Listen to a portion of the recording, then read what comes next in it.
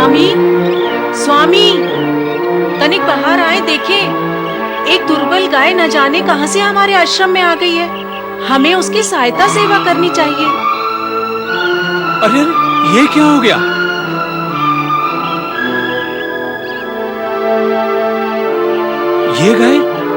ये गाय हमारे क्षेत्र की नहीं है। तो फिर कहाँ की है? किसी अन्य क्षेत्र से आई है। कारण कि हमारे क्षेत्र की तो सभी गायें दुर्भिक्ष के प्रभाव से मुक्त होकर उन्मुक्त विचरण कर रही हैं, किंतु ये गाय तो रुग्ण और अति दुर्बल है। अरे ये तो सो गई। अरे स्वामी, इसने तो प्राण त्याग दिए।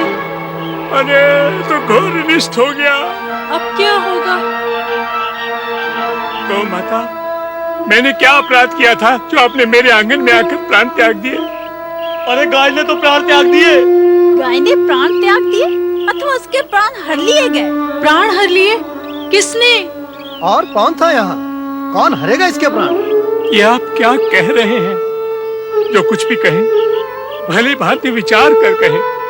पहला आश्रम में एक ऋषि द्वारा गौवध कैसे हो सकता है? हुआ है, हो गया है, अर्थात हो चुका है। अब कैसे होने का प्रश्न ही कहाँ उठता है। नहीं नहीं, ये सत्य नहीं है। क्या ये सत्य है कि इस गाय ने इस आश्रम में प्राण त्यागे हैं? क्या ये भी सत्य है कि इस गाय ने इस आश्रम में तुम दोनों की उपस्थिति में प्राण त्यागे हैं? तुम दोनों ने मिलकर गौ की हत्या की है। तुम दोनों गौ हत्यारे हो। गौ हत्या के पापियों, धिक्कार है तुम्हें और तुम्हारे जीवन को। आज तक किसी ऋषि ने गौ हत्या का अपराध नहीं किया है। हमने ये अपराध नहीं किया है। अपराधी कब मानता है कि उसने अपराध किया है? हम अपराधी हैं ही नहीं। तुम यहाँ से चले जाओ, ब्रह्मगिरी की भूमि छोड़कर। हाँ, तुम्हें यहाँ से जाना ही होगा। किंतु क्यों? क्योंकि तुम गौ हत्यारे हो और गौ हत्यारे का मुख देखना भी पाप है। तुम यहाँ रहोगे तो नित्य हमें तुम्हारा मुंह देखना पड़ेगा। तुम्हारा मुख देखकर हमारा जीवन भी दूषित हो जाएगा। शीघ्र ही त्याग दो इस आश्रम को। जब तक तुम यहाँ रहोगे तब तक अग्निदेव और पितृ हमारे किसी हव्य कव्य को ग्रहण नहीं करेंगे। अपने पाप की छाया से हमें मुक्त करो। जाओ, चले जाओ यहाँ से। व्यर्थ होना कारण ही गौ हत्या का दोष हम पर मढ़ा जा रहा है।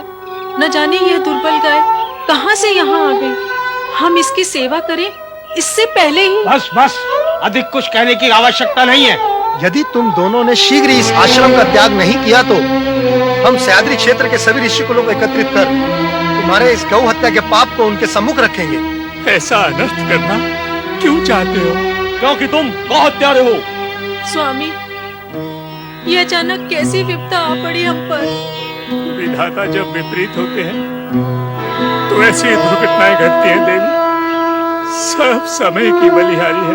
विचार विनिमय मैं भाग्य रुदन यहाँ से कहीं दूर जाकर करो। अब आप सभी ने ये मान लिया है कि हमने गौ हत्या की है और हमारा कोई तर्क आप सुनना मानना नहीं चाहते तो ठीक है, किंतु इतना आप अवश्य मानते होंगे कि हमारी शुद्धि का कोई उपाय और इस पाप से उबरने की कोई विधि अवश्य होगी। हाँ हाँ, सभी पापों से मुक्त होने का विधान है। तुम्हें अपने पाप को प्रकट करते हुए 3 बार ब्रह्मगिरी की परिक्रमा करनी होगी। यदि अपने पाप का प्रायश्चित करना चाहते हो तो गंगा का आह्वान कर उसी गंगा जल से स्नान करके अपने आप को पवित्र करना होगा। यही तुम्हारा प्रायश्चित है। हमें स्वीकार है, हम प्रायश्चित करेंगे। हम दोनों भगवान शिव की आराधना करते हुए यहाँ पार्थिव पूजन करेंगे। साथ ही ब्रह्मगिरी की परिक्रमा करके अपने निर्धारित प्रायश्चित को पूर्ण करेंगे। केवल इतने से ही प्रायश्चित पूर्ण नहीं होगा, तुम्हें गंगा को ब्रह्मगिरी पर्वत तक लाना होगा। जब तक तुम गंगा को यहाँ ब्रह्मगिरी तक लाने में सफल नहीं होते तब तक तुम्हारा प्रायश्चित अपूर्ण रहेगा। नहीं देवियों, हम पूर्ण प्रायश्चित करेंगे। जीवन पर्यंत करते रहो प्रायश्चित।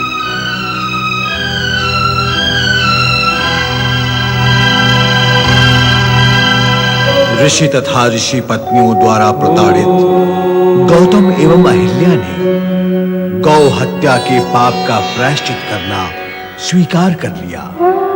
ये भी शिव लीला ही थी।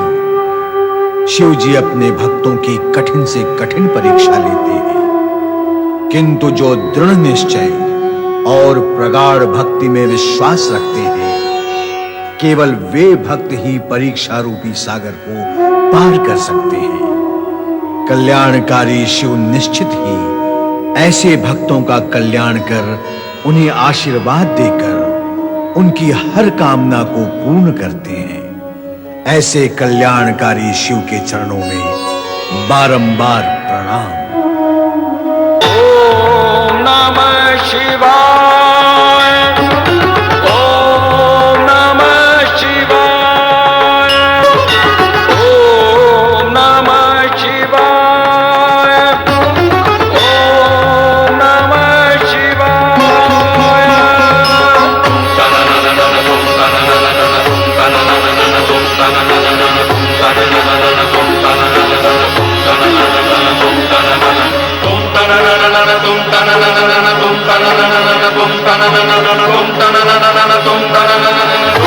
Tum